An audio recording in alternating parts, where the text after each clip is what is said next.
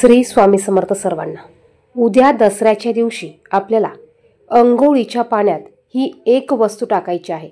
यामुळे आपल्या जीवनातून सर्व शत्रू दूर होतील, आपल्या कामातील अडथळे दूर होतील, आपल्या शरीराचे शुद्धीकरण होईल आणि आपण केलेल्या पूजेचं सेवेचं संपूर्ण फळ आपल्याला मिळेल।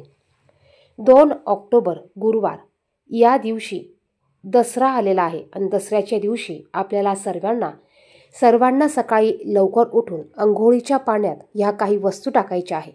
तर पहा, दसरा हा सण अतिशय महत्त्वाचा आहे। आपण नवरात्रीत 9 दिवस देवीची पूजा करत असतो।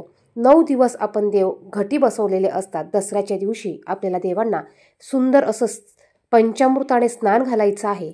त्याचप्रमाणे आपल्याला सकाळी लवकर उठल्यावर अंघोळीच्या पाण्यात थोडंसं गंगाजल टाकायचं आहे। बघा, गंगाजल टाकल्यामुळे आपण पवित्र नदीमध्ये स्नान केल्याचं पुण्य आपल्याला प्राप्त होतं, म्हणून आपण थोडंसं गंगाजल टाका। गंगाजल नसेल तर थोडंसं गोमतीर पाणी टाका। त्यानंतर आपल्याला थोडीशी चिमूटभर हळद अंघोळीच्या पाण्यात टाकायची आहे। कारण दसरा हा गुरुवारी आलेला आहे आणि गुरुवार हा गुरुशी संबंधित असल्यामुळे चिमूटभर हळद आपल्याला अंघोळीच्या पाण्यात टाकायची आहे। त्याचबरोबर आपल्याला एक हिरवी वेलची देखील अंघोळीच्या पाण्यात टाकायची आहे। यामुळे माता लक्ष्मी प्रसन्न होते। माता लक्ष्मी आपल्यावर प्रसन्न होऊन आपल्या सर्व कामात आपले सर्व अडथळे दूर होतात, आपले सर्व कामं मार्गी लागतात। त्याचप्रमाणे थोडंसं कच्चं दूध आपल्याला अंघोळीच्या पाण्यात टाकायचं आहे। कच्चं दूध टाकल्यामुळे आपल्या पत्रकीतील नवग्रह हे शुभ फल देतात। नवग्रह शुभ होण्यासाठी आपल्याला अंघोळीच्या पाण्यात थोडंसं कच्चं दूध टाकायचं आहे आणि मग आपल्याला अंघोळ करायची आहे। अंघोळ करताना तुम्ही ओम नमो भगवते वासुदेवाय नमः या मंत्राचं जप करत, नामस्मरण करत तुम्हाला अंघोळ करायची आहे। अंघोळ केल्यानंतर आपण जी हिरवी वेलची टाकलेली आहे, ही हिरवी वेलची बाथरूममध्ये तशीच ठेवायची नाही, ती उचलून घ्यायची आणि एखाद्या झाडाखाली आपल्याला टाकायची आहे। यानंतर आपल्या देवघरातील देवांची छान पूजा करायची आहे।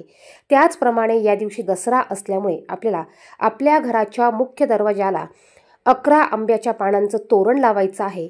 आंब्याची पानं, झेंडूचं फूल या पद्धतीने एक तोरण तयार करा आणि हे तोरण आपल्याला आपल्या मुख्य दरवाजाला लावायचं आहे। त्याचप्रमाणे आपल्याला मुख्य दरवाजाच्या उंबरट्यावर हळदीचं लेपन देखील करायचं आहे। यामुळे माता लक्ष्मी घराकडे आकर्षित होते। घरात कोणत्याही प्रकारच्या वाईट बाधा, नकारात्मक ऊर्जा, निगेटिव्ह ऊर्जा घरात प्रवेश करू शकत नाही। घरातील वातावरण पॉझिटिव्ह राहतं आणि यामुळे आपण केलेल्या सेवेचं पूजेचं आपल्याला फळ मिळतं।